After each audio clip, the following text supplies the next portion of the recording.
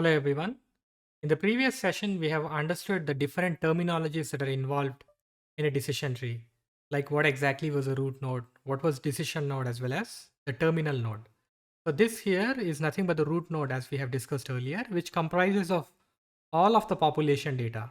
So there were in total about 16 different observations that we had looked at in the data that's provided to us. If you look at this particular data, we have 16 different observations that are provided to us in total within the train set. So obviously when you count the number of positives and number of negatives that are defined within the root node here, so we do observe that there are 8 positive labels as well as 8 negative labels or 8 different data points with negative labels. So this is what we need to understand specifically. So 50% of observations does belong to positive class and 50% does belong to negative class. So at this particular point, if there is any of the query point that comes in, we'll be unable to determine if this query point does belong to positive or negative class, since whatever node that you are currently observing is non-homogeneous in nature. So this is non-homogeneous in nature or completely impure in nature because 50% of them belong to positive and 50% belong to negative. So we'll be able to say that this particular node is homogeneous or pure node only when all of the data points does belong to one single class, either positive or negative. That's when we call a particular node to be a pure node or a homogeneous node. Please understand the definition of homogeneity that I'm currently talking about. And that's when we need to go about splitting this particular data into two subsets of data like sub1 or subset 1 and subset 2. So we can also call these as subnodes. So we can also call this as subnodes like I'm currently mentioning here. So this is subnode 1 and this is subnode 2, right? So as I can understand clearly, there are in total about 8 different observations out of 11 that does belong to a negative class and 3 out of 11 does belong to positive class. So majority of the observations does belong to negative class as we can observe within this particular subnode S1 here. So all of the data points does belong to positive class in this subnode S2. So this is a pure node. And we need not split this particular node further into two because all of the data points does belong to only one single class. So we can call this as leaf node, the node where you are essentially not looking at further splitting into. That's when we call it as a leaf node. But here with this particular subnode S1, we are further splitting it into two different subgroups based upon a different variable called income group. And as you can understand, the majority class label in this particular subgroup is negative, and in this particular subgroup, it's going to be positive. And the depth of this particular tree, that is the number of levels that we have defined here, is 2, right? So this is level 1 and this is level 2. So the depth of the tree is 2 in this particular case. So you cannot simply go about increasing the depth. Now I also can go about further subdividing this particular subnode or leaf node in this particular case. I cannot call it as leaf node when I'm planning to further subdivide into two different groups or more than two different groups. So this particular node, when I further divide into two different subgroups, can ultimately result in two different subgroups. This particular subgroup might have all these negative data points, like these 7 different negative data points as you can observe. And this positive point can be left out in a different subgroup altogether. But this is very minimal number of samples for us to assess the overall purity of a particular node. So this particular data point could be a noise data point, and there could be like tens of different test points or query points that might take on this path in your scoring data, which essentially will be categorized as positive label based upon one single training data point that's available within this subgroup.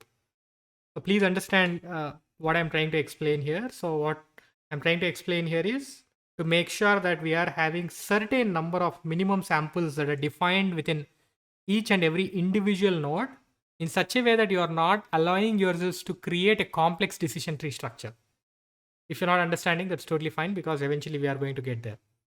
But for now, let's understand all of these terminologies that we have been discussed so far, like root node, decision node, as well as leaf node. This here is leaf node.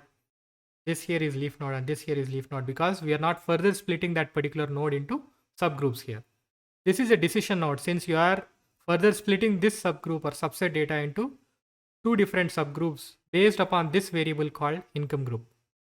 So this here is a root node where all of your data or complete data points will be available to you. Now we can conduct an exercise for us to understand which of these variables should be used for splitting this particular data into two different subgroups. So here I have used credit rating. As we know, there are 4 different independent variables that we can consider. For now, I have chosen credit rating at random, but you can also pick credit card, income group, and age. You need to determine which among these independent variables are the right variables for us to split this whole data into two subgroups. It could be credit rating, it could be income group, or it could be a different variable like credit card altogether. So that's what we are going to assess now. Let's consider a scenario wherein you are not creating a complex decision tree. That is, you are only confining the decision tree to be of depth 1. You only have one level as you can observe here. So I'm not further subdividing these subgroups into many more subnodes. So that's the whole point here. So depth is always equal to 1 in the exercise that we are going to conduct. The exercise is all about finding what could be the right variable with which I need to split the data into two different subnodes. Okay. So here, as we have understood earlier, there are 16 different observations. 8 of them belong to positive labels and 8 of them does belong to negative labels. 50% belong to each of these classes, and hence we cannot determine any query point whether it belongs to positive class or negative class at this particular point. And that's why we go about using a variable which is picked at random. I've picked credit rating at random, and when credit rating is good, we observe that the data is partitioned like this or segmented like this. And when credit rating is bad, the subgroup that you are currently observing is as we can look at here. Now, in this particular subnode S2, we understand that all of these data points are positive data points. So 100% of the observations are defaults here and 0% of observations are non-defaults. So this is a homogeneous node. So the ultimate objective, the overall objective or goal of decision trees is to create as pure leaf nodes as possible. At the same time, we also need to make sure that we are not creating a complex decision tree in such a way that you are creating an overfitted model. So this is a trade-off that we need to always keep in mind, that we always need to meet the objective of decision tree, that is to create as homogeneous subnodes as possible, at the same time not create a complex decision tree. So this is a homogeneous subnode that we were expecting to have. And this here, the subnode S1 also is reasonably well. There are 73% of observations does belong to negative class and 27% belong to positive class. And now let me consider a different variable instead of credit rating. Let me consider credit card here and try and assess what could be the proportion of observations in subnodes that might belong to defaults and non-defaults. So instead of calling them as subnodes, I can call them as leaf nodes because I'm not planning to further subdivide these subgroups or these groups into few more subnodes here. Okay. So in this specific case, instead of credit rating, I'm considering credit card. When credit card is no, this is the data that I'm observing. And when credit card is yes, this is the data that I'm observing. So here, whatever leaf nodes that you are currently observing are completely non-homogeneous again, because 6 out of 12 belong to positive and 6 out of 12 belong to negative. 50% of them belong to defaults, 50% of them belongs to non-default. Same is the case on the right hand side subnode. It's as good as not doing any split here, because even at the root node we are observing the same proportion of data available for default and non-default. So there's no point in actually employing this splitting criteria because it's not giving us any value. It's not resulting in subnodes which are homogeneous in nature. Whatever subnodes that you have created just now are again non-homogeneous, just like what you have observed in your root node. So this straight away is a rejection for me. I cannot use credit card as a splitting criterion at this particular root node. I cannot use this for decision making. Let me go about considering income group as my subsequent variable in order to split this overall data present at root node. Whenever income group is high, this is the data that I observe. When it's medium, this is the data. When it's low, this is the data. As I can understand clearly, Now this is a homogeneous node. This is a pure node like what we were expecting, which meets with the objective and goal of decision tree. Here again on the left hand side, when income group is high, we observe that 88 proportion or 88% of observations belong to negative and 12% belong to positive, which is very well segregated. And this here, 67% belong to defaults and 33% belong to non-defaults, which is also fair enough. But I'm just not able to clearly make out whether I would need to go by this particular variable for splitting mechanism or income group for splitting mechanism. So as we understood, credit card is clearly ruled out because this is resulting in non-homogeneous subnodes or leaf nodes here in this particular case. But credit rating and income group pretty much have provided similar results for me, but I'm clearly not able to distinguish which one among these two should I consider, right? As I observed, there are total 5 observations in the right hand side subnode.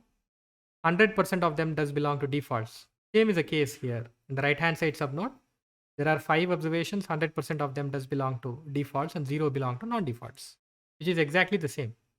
When I consider the leftmost subnode for credit rating, 73% belong to non-default, but here it's 88%. There is an additional subnode here within income group, which is actually making me pretty much unclear at the moment. So how do we go about understanding which one to pick? What is the splitting criterion? Whether it's credit rating or income group that I need to choose finally for splitting my root node data into 2 different subnodes. The subnodes being as homogeneous as possible, which meets the end objective of the decision tree model. So that's what we are going to learn in the next session.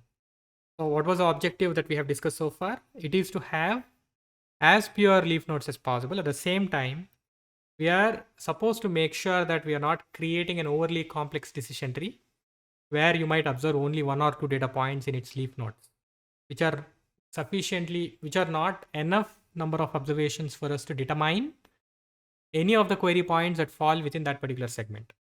Okay. So we always need to make sure that we're not creating an overly complex decision tree, which essentially is nothing but overfitting the training data. So one data point, which might be part of the leaf node like we have discussed earlier, could be a noise data point or outlier data point. So the model has to be optimal in nature so that it generalizes well on any kind of unseen data. Okay. So we should essentially learn about the impurity functions that is going to help us decide which of these 2 different variables are used for decision making.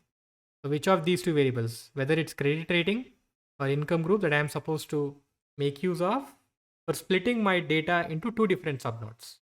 We are going to learn about something called impurity functions in our next session for us to mathematically understand and deduce which of those 2 split conditions does seem appropriate to us. Okay. So that's pretty much all I wanted to discuss with you in this session, and see you in the next session. Thanks for watching.